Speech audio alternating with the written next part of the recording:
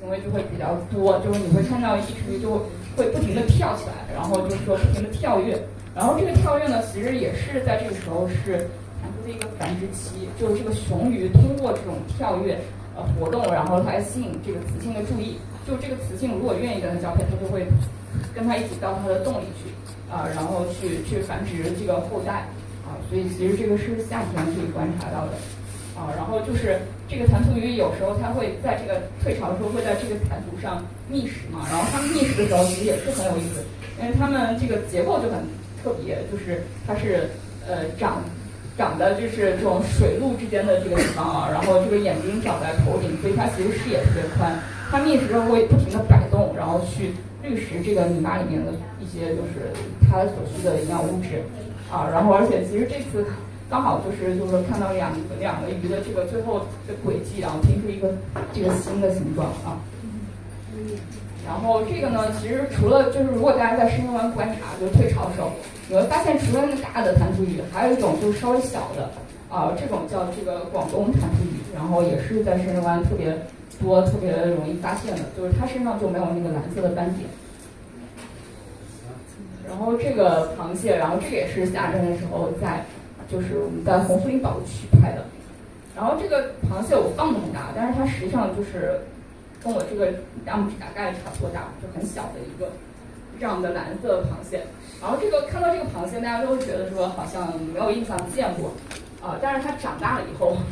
就是这个样子然后这个叫湖边招潮蟹，然后这个也是在深圳湾特别常见的一种螃蟹，就是尤其其实是往日出剧场那个方向然后会退潮的时候会更多。这个招潮蟹也很有意思，它的这个雄蟹就是一个钳子大一个钳子小，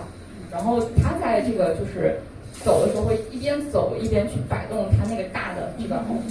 就好像在召唤这个海水一样，所以其实这也是招潮蟹这个大类的名字的由来。然后如果说你看到它的雌蟹，你会发现说两个钳子是一样大的而且大家猜它吃东西的时候用的是大钳子还是小钳子？对，然后就是我觉得看他们吃东西特别有意思，然后他会把这个大的放在旁边，就是用小的，就是不停的这样就往上滤食然后而且他会把这些就是废物，然后从这个嘴边切下来就是这个招潮蟹。然后在夏天呢，就是说我今天其实已经有看到有这个像黄青之类的在活动了然后其实在这个有水的地方，然后你就能看到各种各样的蜻蜓在深圳就是尤其是这种斑丽翅蜻特别漂亮它就是个体非常大，然后就是这个翅膀黄黑相间然后这个观察蜻蜓其实就是也是很有乐趣，但是它有一个非常难点就是辨识。然后就是有一首歌叫《晚霞里的红蜻蜓》嘛，然后我相信说很多人在童年或者说在各个地方印象里都有看到红色的蜻蜓，但是在深圳呢，就是如果你说这个红蜻蜓，你一看你在夏天你可能就会看到4种都是这样的红色的蜻蜓但是它实际上是4个不同的种。然后第一个种呢，就是说像这个它的颜色是比较偏紫红的这种叫小褐蜻，然后你看它翅膀其实是这个图不太清晰就是它其实这个脉纹也是红色的翅脉，然后这个靠近基部有2个褐色的斑这个是小褐蜻。然后呢，就是这个全身红色，眼睛也是红色，然后只在翅尖这边有点透明的，这个叫网脉蜻然后这个红蜻跟这个红烟蜻，然后长得也很像，然后区别就在于说这个红蜻的这个就是腹部这个中间有条黑色的这个中线然后你看其实就是观察蜻蜓，如果你仔细看它其实是有很多特征可以识别的。然后如果我说我们对这个有兴趣观察它的行为和种类，那我们其实可能也是通过一些书来识别它的，这个后面会跟大家介绍然后还有其实到了就是春夏之际，然后你就发现说有些鸟就开始换衣服了然后像这个深圳湾很常见的这个灰不溜秋的齿鹭然后到了春夏之交的时候，它会换一身衣服变成这个繁殖羽然后就是繁殖以后就是这个栗红色，然后加上这个嘴边还有一些这个就是青蓝色就是说这个其实也是这样，就是我们即便是同一个物种，然后你会发现它有一些不同变化。然后我今天早上在那边就是给你们讲课之前，我在那边看鸬鹚，大家等一下也可以去看看那个鸬鹚，那个鸬鹚我后面会给大家讲然后我现在就发现它最近这个鸬鹚，你会看见它脸上有这个白色啊，然后这个其实也是跟冬天时候看到鸬鹚是不一样的，然后就开始长这个繁殖羽。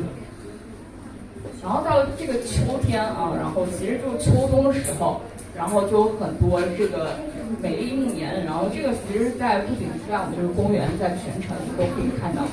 然后呢，其实大家有没有注意到，就是这个美丽木棉，然后它有一些这个花，这个靠近中间的位置特别的黄，然后后来过一段时间，可能有一些就是这个黄色就没有了，然后就变得就是更红一些。然后这些呢，其实也是这样，就是说对于这个这些植物来说，它是需要传粉的嘛。然后传粉，就是它刚刚开始这边没有传粉的时候，它会通常会有一些醒目的颜色。然后会吸引这个就是昆虫或者一些鸟类过来，然后等它这个传粉完毕以后，然后这个颜色就褪去了，就是它已经完成，就给一个这样的提示。还有在深圳呢，我觉得比较幸福的一点就是说它，一直到这个秋冬季，像这些蝴蝶啊、蜻蜓还特别多。这里呢，想给大家介绍一个就是一种特别的这个蝴蝶，叫做真灰蝶。这个蝴蝶就是它其实也很小，这只就是我在深圳湾公园拍的啊。然后就是它的这个个体其实也就只有1厘米多一点，就是讲其实个体非常小，而且它其实你看它这个尾突特别长啊，而且如果它打开这个翅膀以后，然后你会发现说它有一些这种蓝色的荧光，就非常的鲜，非常的漂亮。这种蝴蝶其实以前呢在深圳是没有的。然后是2021年的时候呢，就是说首次在香港有人记录到它已经到了这个香港。这个蝴蝶其实最初它是分布在哪里呢？就是更热的地方，就是东南亚地区。然后比如说在中国是西双版纳呀，然后海南啊这些地方有啊。但是其实就深圳过去对他们来说还北一些。但是呢，其实现在随着这个就是全球气候变化，然后全球变暖，然后在这个蝴蝶里面有很多就会出现这个北迁的现象，就是它会往北方迁徙啊，因为它也觉得它太热，它要拓展一些它的这个栖息地。然后这个真灰蝶其实在深圳就非常的成功，就是包括在整个的珠三角啊，像这个广州、香港都是有的。它找到了一种，因为其实这个蝴蝶有个特点，它就是小时候就是它幼虫阶段是特别挑食，一般只吃就是某一类或者说某几类植物，就是除了这些植物它是不吃的。然后这个真灰蝶其实在深圳就找到一种特别常见的园林植物，就是这个龙船花。然后它幼虫，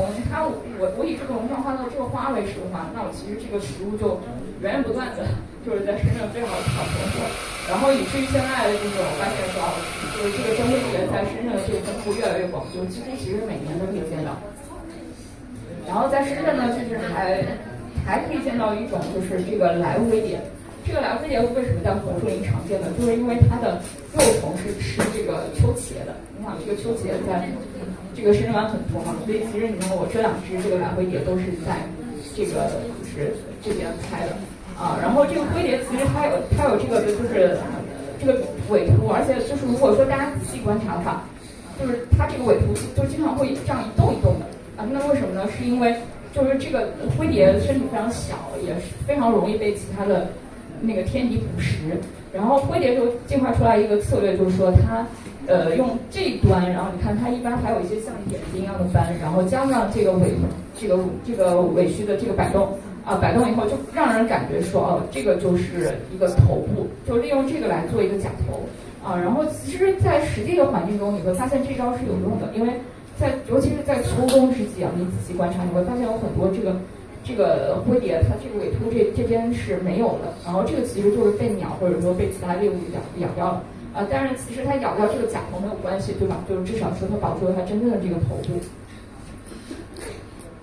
然后就是在这个红树林里面特别常见一种蛾子，叫做豹齿蛾。就是大家印象里都觉得说这个蛾子是在晚上活动但是实际上就是在深圳湾你会发现白天你经常看到这个豹出来活动因为它其实就是一种日行性的蛾子。它为什么在这个深圳湾很常见呢？就是因为它的食物也是一种红树植物，叫竹节树就是它的小时候是这个竹节树，那其实它长大了在这个深圳湾那边也是会经常在这里活动。就是这个就回到最初的那一章了，就是说深圳湾的这个冬天其实在深圳湾，大家发现其实是人最多，也是鸟最多的时候。因为其实每年的10月到第2年的4月，就迎来了这个来自这个世界各地的这个冬候鸟，啊，就是每年就至少有这个10万只这个冬候鸟会在我们这个深圳湾越冬，啊，就是对我们深圳来说还是非常幸福的一件事情啊。然后在这个冬候鸟里面呢，就是有一位明星，就是这个长着这个勺子一样嘴巴的这个黑脸琵鹭。白鹭。今天早上我刚刚看到它的，也是刚给你们上课之前，它就在了我就是那个深山公园一出来的这个地方，然后就在那边离这个岸很近的地方在觅食。然后这个是国家1级保护动物，所以我觉得其实在深圳大家就有这样的就是近水楼台先得月啊，就是在最近的地方看到我们这个国家1级保护动物，而且它其实曾经就是在10几年前，它就是数量就曾经就落到就全球只有1000多只，但是现在其实每年呢就是在深圳，然后在香港，然后在台湾，然后包括各个东南亚沿海地区，就每年都会组织这个黑脸琵鹭调查，就是有各地联动的保护。黑脸琵鹭就是说在这个全球的这个联动的这个保护下，它现在数量就是每年都在增加，然后现在应该是有6000多只这样的数量，就是说它恢复的还是不错的啊。然后就说这也是就是在深圳比较幸运的地方。然后这个黑脸琵鹭，等一下大家就可以去找一找，它其实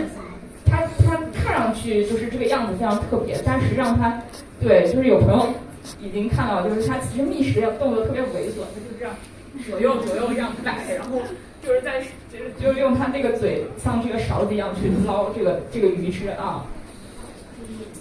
然后它其实就是现在好像我还没有看到它长繁殖羽，再过一段时间它就是头部后方会长出一些就是黄色的这个繁殖羽啊，然后慢慢它其实现在就是快走的时候了啊，下个月它就要再去回到它的这个繁殖地。它只吃小鱼不吃大鱼？不是，它其实有它自己的选择，对，反正就是说，因为它这个嘴巴结构就也只能决定它吃一定大小鱼。然后其实在这个我今天早上也是看到，就是这个黑翅长脚鹬跟这个反嘴鹬，然后这个也是每年冬天它们必来的2种鸟，这个都很好识别啊。像这个黑翅长脚鹬，它其实就是雄性就是很明显的黑白两色，然后雌性这个黑色部分是灰的然后这个腿就是特别的鲜红啊。还有这个反嘴鹬，就是说它的这个嘴部是往上翘的。就跟其他那些鸟不一样，然后这个其实数量还特别多，然后今天来的时候就是在那个下面看了好几只，对，然后这个最多的就是现在就是这个赤顶鸭，对，而且这个赤顶鸭其实我有时候很喜欢看这个鸭子洗澡，然后这个鸭子其实还是比较爱干净的，等它洗澡的时候，它会用这个尾巴翘起来，就打一些水花，然后就是左右这个翅膀拍动。左一下右一下，然后最后还理一下就是自己的羽毛就是洗干净。然后这个皮嘴鸭，而且其实我觉得大家如果长期在这边观察，也可以注意一下这个鸟的数量变化。我10几年前呢，就是在深圳湾的时候，这个皮嘴鸭数量是特别多的，但是后来就发现说，现在最近几年就是这个赤顶鸭就越来越多了，就是反而显得这个皮嘴鸭在中间显得少了，然后它也是。这个嘴其实像就是跟那个黑脸琵鹭有点异曲同工的地方，是一个扁扁的就是特别宽阔然后它的这个是它的雄鸟，然后雌鸟也是那样就是灰灰的颜色中尾鸭今天早上也有看到，我这张不是很明显，但是实际上它这个尾羽这边这一段是特别长的，然后个体也是非常大的还有这个绿翅鸭然后这个绿翅鸭就是它的这个眼部就是有一个这个。绿色的对眼影对，然后你看那个就是翅膀这边这个翼镜这边是绿色，然后这个是雌鸭，然后但是你也可以从这个绿色去判断它，而且呢，其实在这边看图片是就光这样看是看不出来，就是它们其实体型之间有个特别大的变化，就比如说其实那个真尾鸭，等一下大家观察一下会发现它其实个体是很大的但是这个绿翅鸭是很小的，就是你在这个里面对比一下就知道。然后这边前面这边都是这个真尾鸭。就个体非常大，前面这个绿翅鸭，就是说其实这个绿翅鸭整个在这个鸭子里面也是就比较迷你的一个体型然后也可以进行观察。然后再就是这个红嘴鸥，然后这个也是每年在深圳湾特别多，而且其实有很多游客去投喂它，这个其实非常不好，因为其实野生动物都有它自己的食谱，就是说，作为人来说，你应该去跟它保持一定的距离，并且呢，其实就是说人类跟这个就是鸟，尤其是跟鸟类和兽类有很多的人畜共患病。就现在人类所有的就是流感、禽流感病毒的来源都来自于鸟类。禽流感，对，禽流感其实就是流感的一种嘛。然后实际上你跟它这个近距离接触的话，对你对鸟实际上都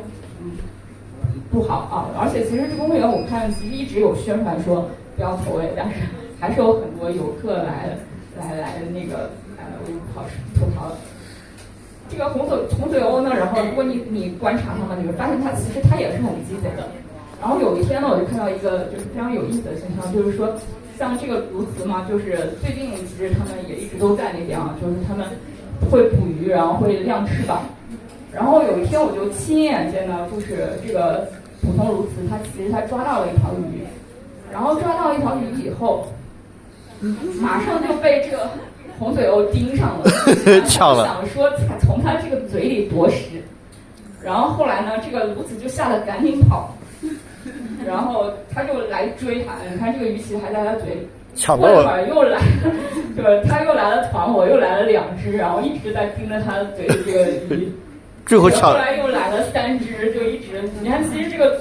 我们在这个时间湾里的动物啊，它想好好的吃个饭也是不容易的，可能会有很多的这个竞争者啊。最后他吃到了没有？最后他是非常艰难的，就是周旋在这个红嘴鸥之间，然后把这个鱼吃掉了。但这个饭吃的非常多，就像你一边吃饭一边有人追着你抢饭一样。最后，对，反正其实像这样的行为，其实也是这样，就是说也是非常偶尔才能见到啊。就是说，如果说你有心去观察，你可能也像看连续剧一样，今天可能给你演的这个剧就是跟我那天可能不一样的啊，就是都可以去看一看。然后这个鸬鹚呢，就是它其实每年冬天还会有一个大群，然后这是有一年就是我在这个人才公园拍的啊，因为那段时间有朋友来说他们这段时间在这个人才公园活动，而且这个鸬鹚的规模非常多，就是有好几千只，然后就是密密麻麻的，对，然后从大概早上7点多吧，然后从人才公园那边飞过。对，然后这边你可以看到就是那个就是深湾那边啊，然后而且他们到了就是那段时间我们就一路追踪他们，后来就发现他们好像后来是到了这个就是日出剧场附近的一个海域，然后在那边就是大群的开始聚集，然后开始捕鱼啊，然后就是我们想说这些鸬鹚他们这个活动嘛，因为就深大有专门老师在做，就是说就想观察说这些鸬鹚，因为你发现它其实每天可能好像白天是在深湾那边，然后晚上就不知道它们去哪里了。后来就是有一次我去那个香港米铺啊，就是发现说晚上就是这些鸬鹚就密密麻麻都在那边，然后就是香港那边说也是有这个趋势啊，就是说就发现这些鸬鹚白天喜欢在我们的深湾这边吃东西，然后晚上呢，然后再去这个香港那边那些过夜，然后对那边休息啊，就是香港安全一点，对，香港环境也还可以，安全一点。对，然后但是实际上现在因为在这边东食西宿，然后大家也可以发现，就因为其实大家对鸟类现在越来越友好嘛，所以其实，在深湾，然后你跟这些鸟的距离，然后包括就是东食西宿，整个的就是这个环境，它也会感受到啊，就是说这个人类，所以其实它的种群跟这个数量也在变化。然后在这个深湾呢，还有一个很有意思的可以看的东西，就是叫犬蝠啊，然后它也叫短吻果蝠。就是大家对蝙蝠的印象都是觉得它很可怕啊，但是就是1、2、3、4，它长得就像一只小狗一样。然后就是在这个深湾呢，就是有很多棕榈科的植物，然后其中有一种就是我们会拿来做蒲扇的叫蒲葵啊，然后这个蒲葵呢，你如果看到这个蒲葵，你要留意一下。有时候你会看到这个蒲葵呢，就是这个中间这一段它是被咬破了。咬破了以后，然后它这个叶子会有一点耷拉下来，像一个这个雨棚一样，啊，然后这个里面你再仔细看，很可能就有这个犬蝠躲在里面。而且运气好的时候，我现在因为我这里面还是看到几只啊，然后我有朋友曾经拍到几十只，就是聚集在一起，然后在这个蒲葵的这个下面啊，然后它们其实喜欢吃各种这个植物的果实。你像深圳湾这边有很多这个榕树啊，就是包括一些那个这个都可以就是变成它们的果实啊。所以其实，在深圳湾就是大家也可以留意一下，就是这个叶子下面有没有全。虽然我把它写在冬天，但是其实它可能一年四季你都有机会见到啊。我不是说蝙蝠有狂犬病毒，还有那些新冠吗？没有，就是这些其实都是人类对蝙蝠的一个误解。就是蝙蝠其实它虽然确实是很多这个病毒的携带者，但是它其实还是这样，它有一定的活动范围，还有跟人的一个接触的距离。就是说，在这个城市环境，就蝙蝠也是生态系统一个比较重要的一个环节啊。就是说，其实每个物种它在这个里面都有自己的位置。就是如果说你跟它保持适当的距离，它是不会说你跟它都没有接触到，对吧？你不可能说它把这个病毒传播给你。然后接下来呢，就是给大家介绍一些，就是在深圳湾看动物，就是你需要掌握的一个东西，就是叫潮汐表。这个潮汐表其实在我这个图是在这个深圳天气啊，就是气象台的这个网站写的。就如果大家有这个深圳天气 app， 然后也可以去搜这个潮汐预报。然后它每年呢，每天就是包括未来的天数，它都可以显示。然后这边其实它会有选不同的地点嘛，有些你可以选，如果你要去大棚，你就选大棚那边。在我们这边就选蛇口赤温。这条曲线它其实不太明显，就是如果说一个大潮的话，它会有一个一个很明显的一个波形。但是这个图大家其实也可以这样简单读一下，就发现它其实每天是有2次涨退潮的。然后就是这边呢是这个时间，就是1点、2点，然后这个是往后的时间，然后你就发现说，其实它这个低点啊，就是它今天的这个潮位是在凌晨12点，然后这个是0.5米，就会退得很低然后就是慢慢的呢，其实我们现在是几点？现在是11点半，现在11点半了啊。然后就11点半，就是差不多是这个1.5米这个位置，然后就是说你到下面它其实涨到最高潮。就如果说我们要看那些弹涂鱼呢，我们其实是在这个位置看更好，就是说它这个潮退了以后，然后这些都在上面活动。但是因为其实今天这个点就不太适合，因为是半夜12点，就不太容易就是进出。但是如果说你看到哪天的潮位，它刚好是我们11点钟，然后退到一个最低潮那你就可以在那段去看看这个弹涂鱼。然后在这个这个低点这个叫干潮，高点是叫这个满潮。就是说，如果说是在这个退潮的时候，我们可以看一些鸟，然后就是说快涨到，就是从这个潮位开始慢慢涨起来的时候呢，就是有时候这个潮水会把这些鸟就慢慢推到这个岸边就反而也比较好观察。所以其实你就熟悉这个潮流的变化。当然，它退潮的时候，肯定就是有些鸟会在这个潮滩很近的地方开始活动那看到的鸟不一样。然后就比如说像这些很多的一些鸭子，像一些凤头潜鸭，它们可能就是退潮的时候可能会离得很远，然后慢慢涨潮的时候，它就一点点可能会往这个岸边涌过来所以其实就是掌握这个潮位表，对我们观察这个小动物会特别有帮助。就如果说我们其实到大棚那边也是这样。让你去杨梅坑那些，你想看一些海洋的小动物，那你一定要找到一个退潮的时间。然后因为退潮的时候，你可以在这个礁石下面去找一找。好，就刚我们阅读完整个这个红树林，然后看到它自己变化，然后看到它里面的这些生物以后呢，我们也可以去思考一下，就是说，你看有这样的一片红树林，就是跟我们有什么样的关系？就是一个其实最重要的就是说，它影响一个气候变化，就是我们其实每年就是都会有这个台风过来，对吧？然后那你其实为什么其实到了深圳，然后就反而会一个减弱或者说还好的一个状态？其实就是这个红树林还是帮我们屏蔽了很多就是台风对我们这个影响就包括还有一些极端天气和自然灾害，其实都是由这个植物来进行调节的。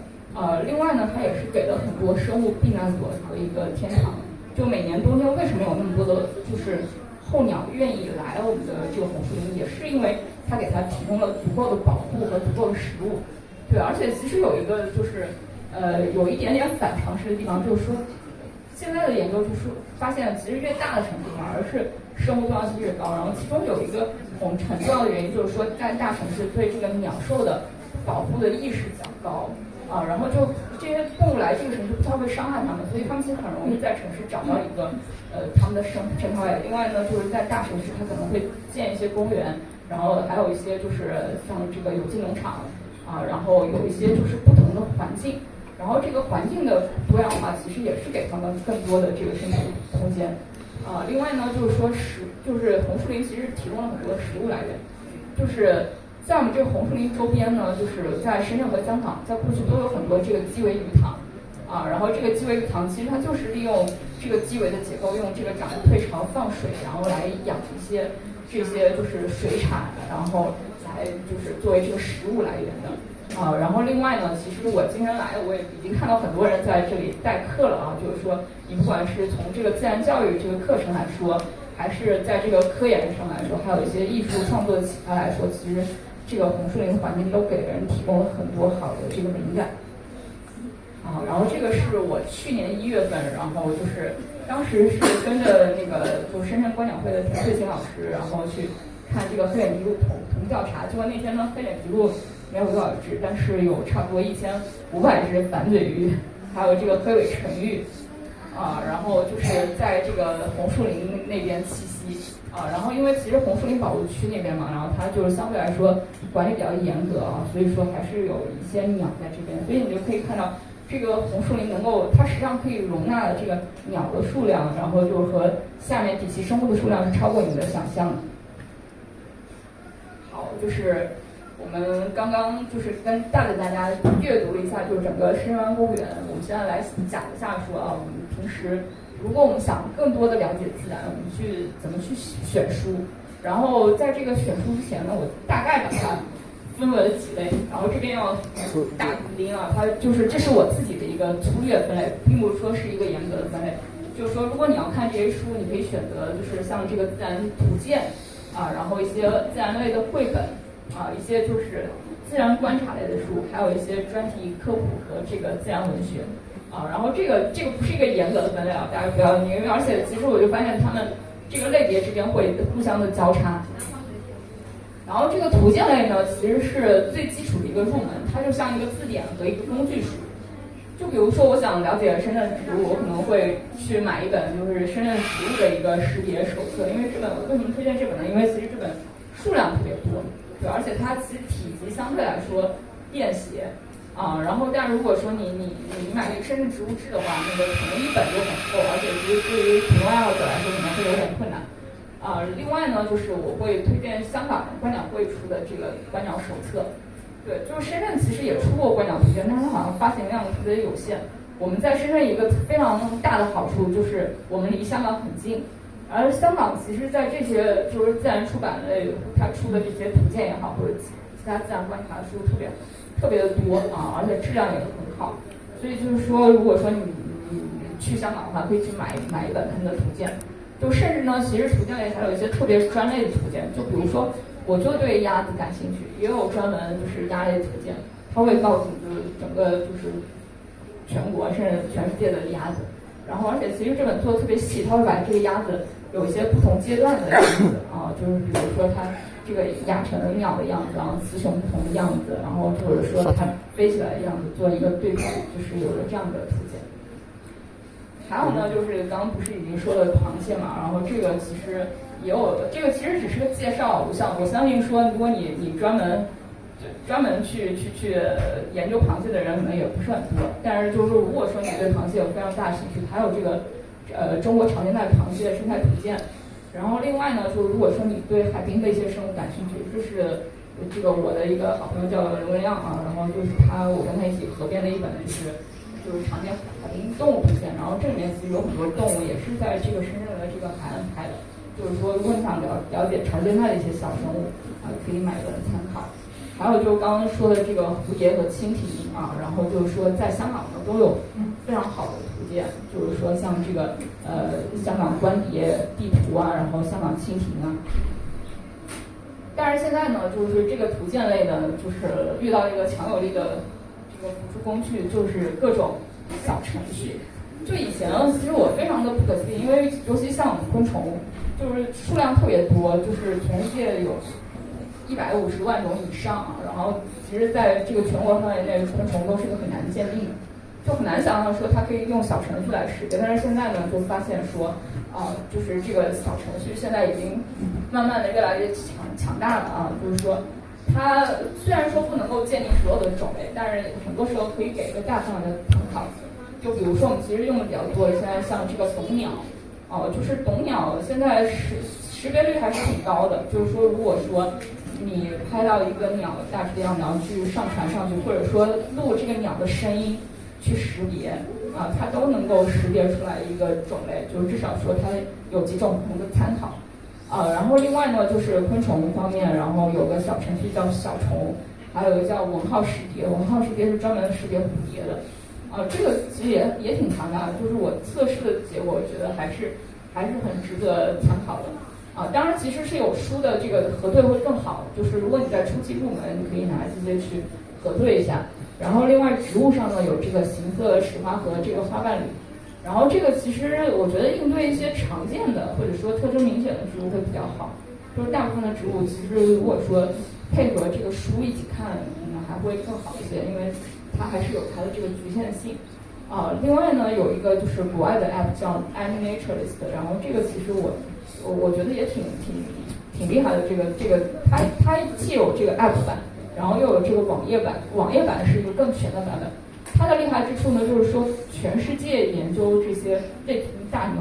都在上面。然后有时候你可能拍一个很生僻的种类，你传上去，你不知道是什么，然后可能会吸引到研究这个类群的人来给你就是提供这个参考，就是它可能到底是个什么门类。而且呢，其实在这个 iNaturalist 的这个网页版，如果你注册了以后呢，你可以去搜索一些项目，就比如说我搜这个香港蝴蝶，或者说深圳蝴蝶。它都有人在做专门的项目统计，你现在已经统计到的种类。那你点开了以后，就很可能会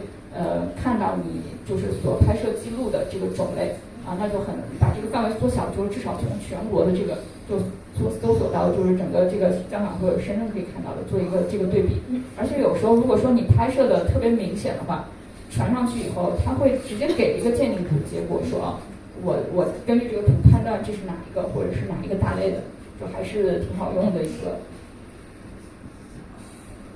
这个自然观察类，然后现在那个上面就有一本，就是说这个深圳自然博物百科，就是说如果说大家对这个深圳自然有一个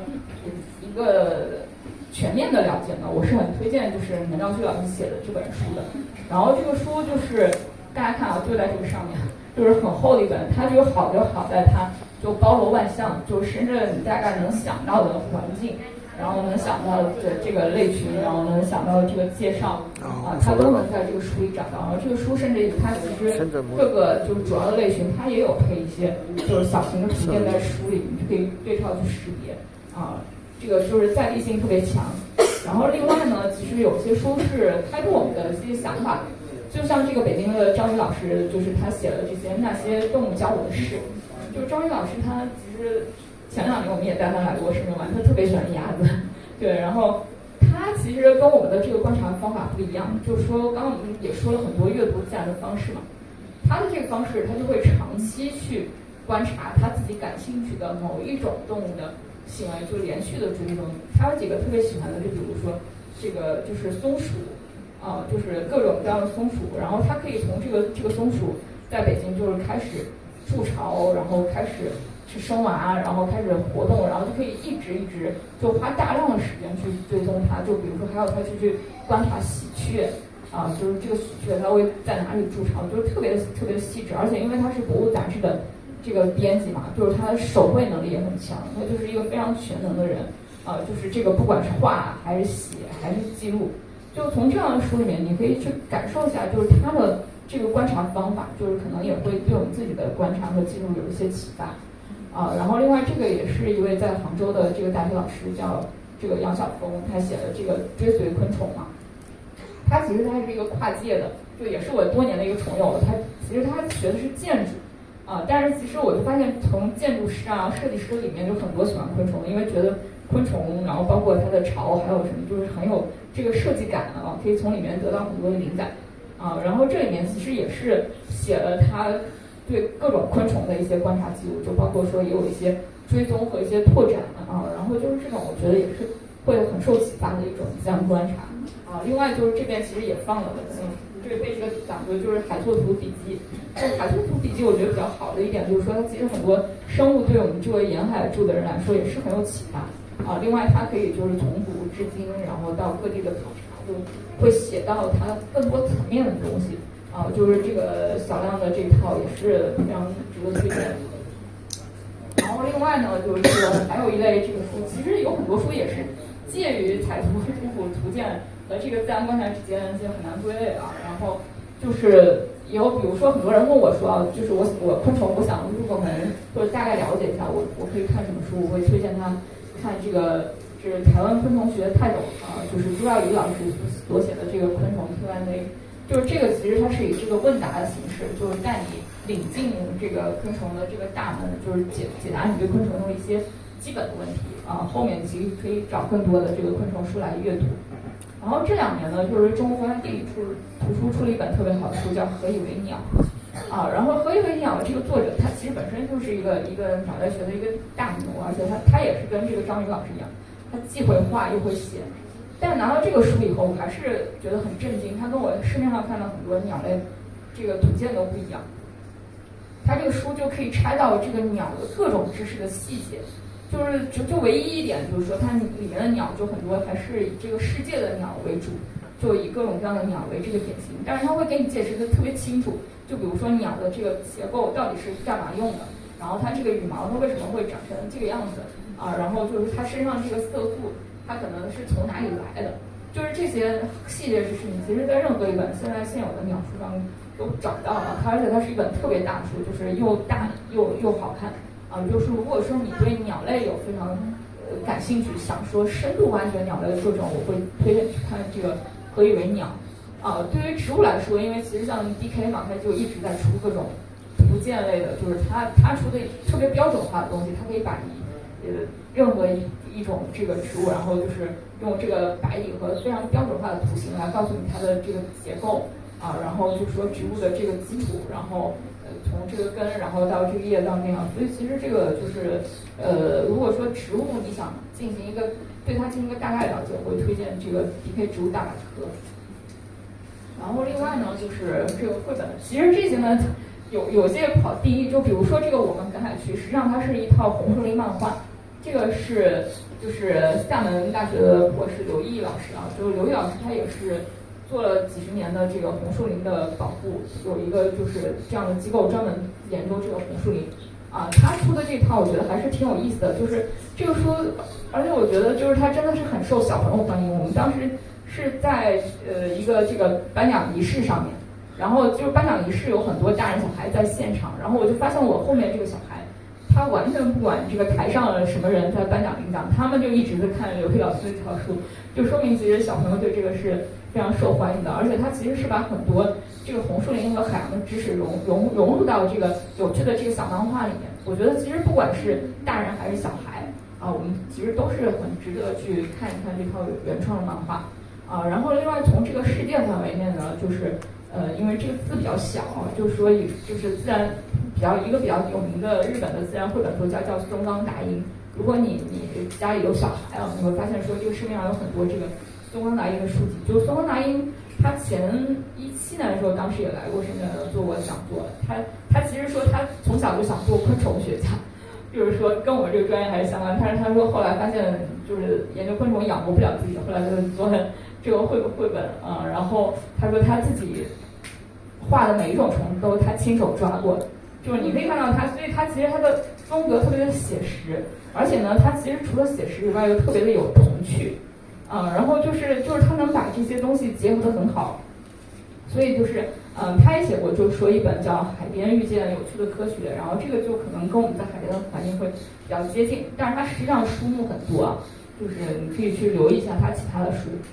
然后这个四季年鉴呢，然后这个作者也是很厉害，然后这个四季年鉴这个作者他曾经在读库出过一本就是《大自然一天一年一条河》。然后他是一个法国的这个插画师然后他的这个特点就是画的特别的精细，而且其实就是他真的是年复一年的观察。为什么推荐这本呢？就是也是他会给你一个观察上的思路，就是说我们对同一个地方，我一年四季我可以去观察一些它的什么东西。它这个可以，它这个东西就是，比如说在春天，我们现在刚刚也看了，我们只是说看看木棉，看看红花风铃木，它能够就是从这个植物长的这个芽，然后开始来判断这是什么树。你想，它其实没有长期的观察是做不到这一点的啊。然后还有说，就是它会观察不同的小树，它长成小树苗的时候是什么样子的。就是说这个，对，对，就是说哎，今天是一个 bug 很多的现场，就是大家真是不好意思。就是这种观察方法和它的，就是虽然说它里面其实记录物种都是欧洲的啊，但是实际上就是对于我们来说，主要还是去借鉴一个它的思路，就是比如说我们是不是也可以持久的观察一个小环境和对，我和一棵树然后这个呢就是这个其实是我特别喜欢的一个绘本作家叫盛口满，然后这个。对，然后这个盛口满呢，它其实如果大家搜一搜它的名字，你会发现它也出了很多不同的图鉴，而且很多就是大家看不上的类型，它都会那样。就是说，我知道其实在深圳有很多，而且有很多梗图啊，就是说一提到网络就提到这个蟑螂。但如果说你愿意去读一读它的这本就是蟑螂图鉴，然后你发现其实蟑螂也是挺有意思的，而且它其实并不是说扮演一个那样的角色，它其实在生态系统中有它的位置，甚至还有很多很漂亮的蟑螂跟你们想的蟑螂很不一样。对，然后另外呢，就是这个也是我很喜欢的一个绘本作家叫管野红，然后管野红呢，它的特点就是他会把一个物种就是深入挖掘，然后你看他其实写的这个物种呢，都是大家看起来很陌生的，就是物种，然后就是尤其比如说他这2年出了一本叫《琼莲》的书，然后这个琼莲其实在世界都是珍稀物种，它其实在世界现在已经发现的种类是个位数，然后它一般就生活在就是一些比较寒冷的地方然后像海南好像现在也有发现，就是在中国现在也是只有就是已知的只有2到3个种，就是这样的一个物种。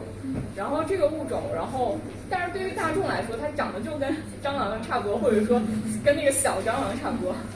然后它就是说在全世界范围内都没有一本就是专门讲琼莲的书，它就可以把这个琼莲画得特别精细、特别大，然后去很好的表现它这个一生然后去年我在这个东京看。这个就是东京国立科学博物馆，然后一个昆虫特展，然后就发现说这个管眼红有一个专区，他又画了一本新的叫《粪金龟》然后就是说也是让大家都关注粪金龟，然后他自己来讲，自己去观察，就是把它画成一个，而且他如果你打开这些书，你会发现他把这些虫子画的巨大巨精细，就是说，对，就是比如说他那本埋葬虫然后他那个虫其实可能只有这么大。但是他画的可能就是一整个就是打开来一个跨页，就是那个虫可以画到那么大，然后每一根那个腹节，然后每一根毛都是清晰的，就是说就是他的自传去看对，然后就是说这个像这个也是盛口满的，然后盛口满它其实产量特别高的，我放在这里主要说一些这个跟植物相关的。然后比如说，其实我们在这个走的时候，我们也可以看到很多的种子刚就是我们在这里走一圈，就可能有各种各样的果实里面有种子，然后就是说他会教你说我们怎么来看这些植物的种子怎么来观察。这个呢是我去年选的一本绘本，叫《一木岛万物生》，这是一个意大利绘本作者写的。然后他今年又出了一本新的叫《游民》，也很有意思，就是说现在也在出版过程中，就是讲这个光污染对于这个动物的影响。这本书呢，就是说它其实它的这个主题就是说一棵大树倒了，但是它并没有真正的死去，然后其实有很多其他的生物会附身在这个大树上，而且这个倒木会为就是一些别的兽类或者鸟类提供这个机会，就给他们再创造一些就是新的环境或者说一些捕食的一些就是捕食上的一些帮助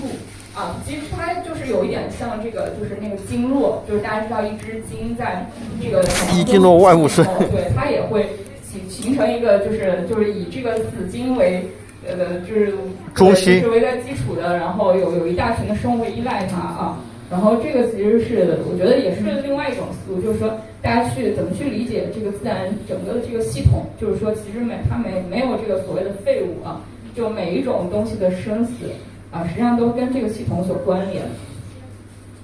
然后这些呢，就是这两本就是也是日本出的，然后一本是这个铃木守，铃木守是一个特别喜欢鸟类的人，他所出的绘本都是跟鸟类有关系，就是其中有一本叫《世界鸟类图鉴》，然后这个书也是出版多年，不停的在版啊，然后他就是把世界上所有鸟的这个鸟巢就是长什么样子，然后这些鸟怎么筑巢画出来，就是说，就如果说你对鸟这个筑巢感兴趣啊，你可以看看这本书。然后这个野鸟形态图鉴，就是因为我不知道今天来的人里面有没有一些就是做艺术或者说插画或者怎么样，然后就是对于这样的人群，我觉得就会更有帮助。就是说因为这个野鸟形态图鉴，它其实它所画的这个鸟的基础，就是因为它有一个做这个野生动物救助的功能。因为其实我们知道，我们很多的这些鸟类，我们没有办法拿在手里看。对，然后那其实因为你有这个野生动物救助，你可以把这个鸟就是近距离的一根一羽毛都看清楚啊，所以其实从他这个笔下，他会把这些就是选了一些救助的鸟类，然后就是把它真正这个形态，就带你说真正近距离的我们来看这样的一只鸟。所以大家看，其实不同的书它的这个不同的侧重点是不一样的啊。就是说我们其实未必说我们都能掌握的方法，但是可以从中得到一些启示。还有一类呢，就是说我是把它叫做专题科普啊，就是说这些也是这样，就是只有你没有想到的，没有就是，但是这个世界上这个书是种类是非常非常多，就像我这个无敌赢家啊，我为什么推荐这本书呢？然后这个书其实也是我当时审完以后觉得很有趣，因为它其实并不是只是说苍蝇，它指的是比如说苍蝇、蚊子、牛虻这一类呢叫双翅木昆虫，但如果说我说这个无敌双翅木昆虫，大家看了这个书觉得是个学术报告，我就不想买了啊。然后它其实就是英文里面就叫 super fly 嘛，但是 fly 实际上在英文里面那个语境里就是指整个这个双翅木的，所以这个编辑都叫这个无敌赢家。然后看了这本书以后，因为其实有很多人会经常问我一个问题，说这个世界上能不能没有蚊子，就蚊子消失了好不好？然后如果你对这个问题感兴趣，你就可以去看看这本书，它会告诉你说其实在这个就是地球上不管是蚊子、苍蝇、牛虻，然后它们各有各的这个用途，然后它们各有就是有自己的生活啊，有它自己的那个部分，然后就是如果你想好好了解它，你可以去看看这本书然后这个天气的秘密，然后这个也是个非常神奇的作者，他除了这本书还写过一本水的密码。然后这个天气的秘密，这个书的作者，你看了这本书以后呢，你会发现这个作者就像一个侦探一样，就是你看我们看这个云，然后看这个水，然后看我们都是平平无奇的，但是他每到一个地方他都能找到这个痕迹。比如说他说他现在看这边有一座山，然后这边有个那个那他可能几小时以后可能会下雨，然后他还在那个沙漠里去找水。然后就是叫找雨，因为其实那段时间我看这本书的时候，刚好是就是连续暴雨的时候，对，然后就是说那时候大家都对雨有一个很反感的状态好，对，然后但是在那本书里面就是说他会就是说我到沙漠好几天，我看到一种特殊的花开了，这个花开我知道它肯定有雨来的，就是这些特别神奇的一本书。另外一本入门级的就是云彩收集者手册，就是说如果说你对看云有兴趣就是可以看一看，它是一本特别小的这个小书可以去看一下就是云有哪些种类然后另外呢就是商务印书馆的这套这个自然文库里面几本我很推荐，一个是这个就是叫戴维哈斯卡尔他写了一本书，这本书当年是好像很畅销的一本书，叫《看不见的森林》。他那年16年也来过我们石牛湾，我们也带他在这里走过这本书其实它就是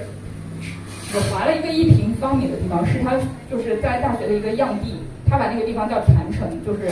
也是一个佛教上的一个概念他就观察这块地方的变化，而他其实他能够结合就是这个文学和这个科学然后就是把它融合起来，就是说我怎么去通过日复一日去观察这块地方，然后把这里面所有的东西都串起来，就是说就可以看到我们一个看不到的森林。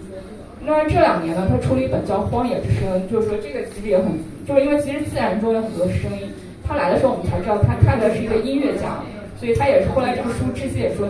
感谢他的太太来给他这些启示，就是他会留意到，就是在这个世界上，就是说，比如说人类诞生之初，就是最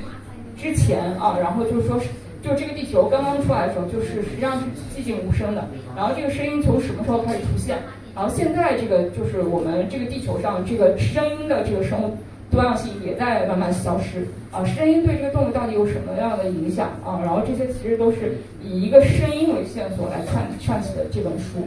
啊。然后这个苔藓森林呢，这个作者是一个美国的原住民啊，然后他的这个后面就是专门是在这个学校里面研究这个苔藓。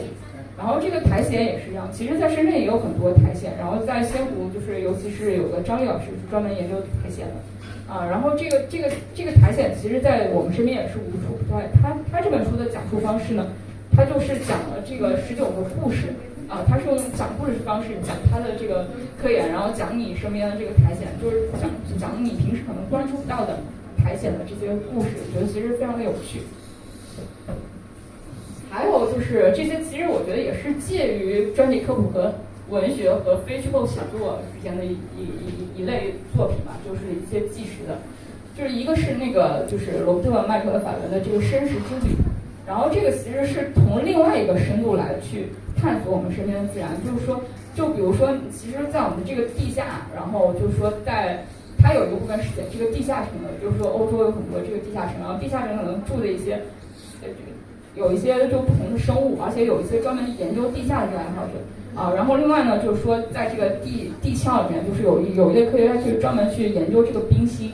然后从这个冰芯里面就去找到这个远古气候和各种各样的信息。就是这个生食，就是说它这个时间就是非常的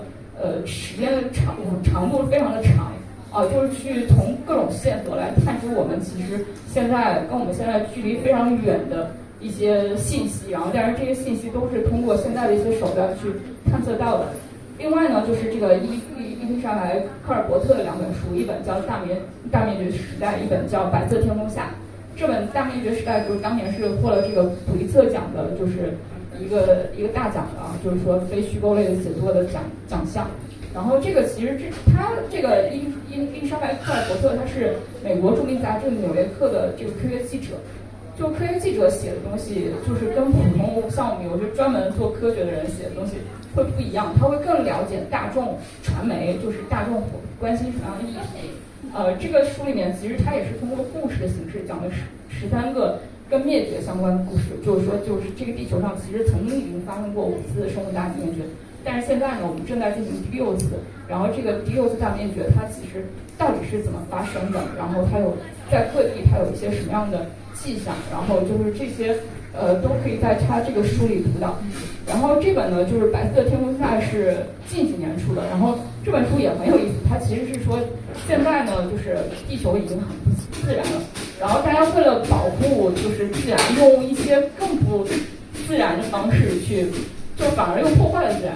所以其实这个就是这本书是在讲一个这样的议题，而且它其实很有意思，它就说为什么是这个书名叫《白色天空下》呢？他就说，如果说这个气候这样继续的变暖，然后就是这个二氧化碳浓度继续升高，然后那后面就是人类就是有一些做地球科学，他们有一种方法假想，他们就说我们在这个天空发射一些方解石和一些钻石颗粒，然后这样的话就可以形成一个镜面来反射那些就是一些热气，然后那就是形成一个这样的层，但是最后的副作用就是我们看不到蓝天了，我们就只能看到一片白色的天空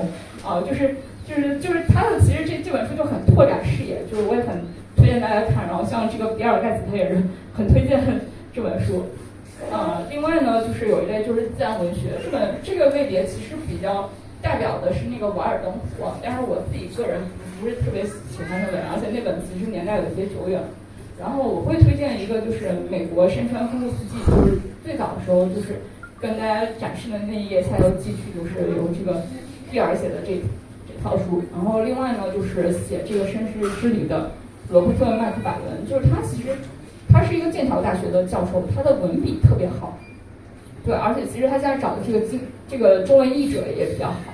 好，就是说他的就是不管写这个荒野还是古道，写这个山，然后他可以从他的这个视角里面就是解读出来更多不同的东西。就因为其实我觉得有一些自然文学你会觉得有一点做作啊，就是有一点无病呻吟的感觉啊，但是实际上就是能写到这个言之有物，然后又有信息，同时富有这个文学的这个感觉的话，我觉得就是会推荐这两套书。然后呢，最近几年呢，其实还有一个趋势，我就觉得是有一点叫轻阅读。然后这里面有几个代表，然后一个是这个还是圣口满的啊，这个是叫轻读文库的书，叫《就在身边的自然观察图鉴》。然后这个书其实只有小小的一本啊，然后这个书同系列其实还有几本，然后比如说有这个收藏尸体的啊，还有一些就是因为这个圣口满以前他是在一个学校当生物老师啊，所以他会写各种他的这个自然观察，而且他的书特别易读，然后信息量很大，然后书的这个体量又很小，就是你可以随身阅读携带，而且你可以在里面去找到很多启示啊。然后再就是，如果说大家，我觉得如果微博过来有很多同事会关注这个林雨晨啊，然后他也是博物杂志的一个主编啊，他写了一本书叫《自然会有答案》，但是他的这个观察呢，主要是在北方啊，就是在他所在的城市北京，然后写很多这个他对这个自然所的身边自然的观察和理解，而且他的其实这个文笔特别好。另外呢，就是我的一个好朋友叫顾一春老师，他是在南京啊，他写的这本叫《虫子间》，这本其实已经是一个新版了，然后我中间也帮他修订过一些小问题，然后他也很有意思，就是说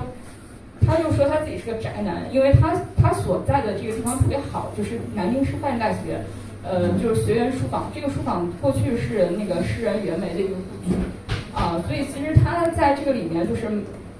以前10多年来就是跟这个小虫子为伍，他就特别开心，然后每天他就观察他这个工作室周边的这些小虫子，然后这个变化，然后他把这些虫子的痕迹收集下来，然后做成一些诗，然后做成一些装饰，就是一些他的艺术作品。